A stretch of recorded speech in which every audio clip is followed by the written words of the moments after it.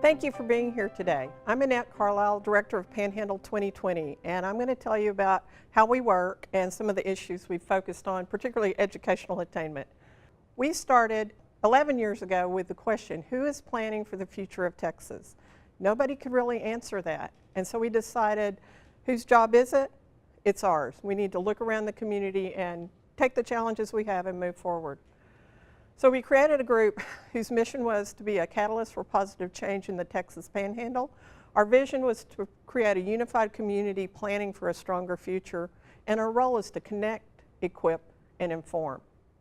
But we wanted to start with the facts. We're a very data-driven organization, and no matter how prickly those are, we want to look at them, study them, and look at them by region, by community, by neighborhood, and figure out what we need to address.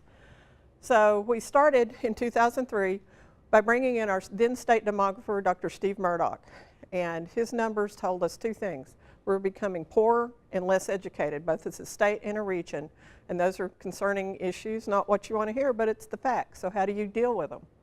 We launched again in 2003. We've been part of the Amarillo Area Foundation since 2005, and we look at data and demographics, and we've really tried to hone in on two specific issues: educational attainment and poverty, which are very related. How do we do that? We look at data, again, we identify that issue that we want to attack, and then we create community engagement around that issue for awareness, for participation, and for solutions. We then try to build coalitions around that issue and with the institutions, and even change institution relationship and behaviors. And we've been really good at doing both of those. So again, let's look at the numbers. Texas population. If you look at the numbers on the far right, the blue is 2010 and the projections for 2050. That's total population. So you can see the population of Texas is projected to probably double within the next 40 years. And the predominant growth of that is going to be the Hispanic population. If you hone in just on the Texas Panhandle, which is our focus area, you've got the same kind of chart here. Again, not quite doubling, but very much a growth. A lot of that growth is going to be in the Hispanic population, and the Anglo population for our region is projected to decline. So what we need to do is make sure we educate all kids, and then we need to make sure that we're planning ahead for the future, for infrastructure, for schools, for water, for all the needs. But one of the things the data showed was that Texas is last in the number of adults with a high school diploma.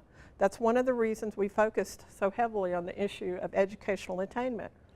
If you look at our educational attainment numbers, you've got US on the left, Texas, Panhandle, Amarillo, MSA on the right. And you want more of the red and purple on the top. That means those kids have made it through, these are all adults, but they've made it through college or associate's degree certification. The bottom, the blue and the green, that means they've either not finished high school or only gotten a high school or GED diploma. Again, Texas is last in those numbers. You'll see the Panhandle as a whole. Our numbers are a little bit worse, so we need to work together as a region to address these. Then if you look just at Amarillo ISD numbers, in the year 2000, we only had 51% of our kids on free and reduced lunch. I say only because that's still a huge number, but if you look at most recent data, 67%, and those numbers are predicted to grow. So that's over 22,000 kids in our school district who live below poverty level. Why do we care about educational attainment? It's our economy. And those stats equal people. Lots of people, lots of kids. Kids who are our future, kids who are our future workforce, kids who are leaders. So how do we address that? Well, we've met a lot. We've talked a lot. We've planned a lot. And it takes time to develop the process. But we came out with a number of things, including our P16 Council that's been going on for a long time. And it's all the educational institutions in the Panhandle, including plus businesses. Our pro internship, where we match students with businesses to get real world experience. And our Celebrate Education effort that was several years of really mass awareness about this issue. And more recently, our No Limits, No Excuses initiative through the Amarillo Area Foundation and 21 partners to try to address these issues and get more kids through into college and finishing. So who is planning for the future of Texas? You are, because nobody's going to do it for us. So we need your help. And for more information, please go to our website, panhandle2020.org. Thank you. And here's some resources where these numbers came from. Thank you very much, and I appreciate y'all being here.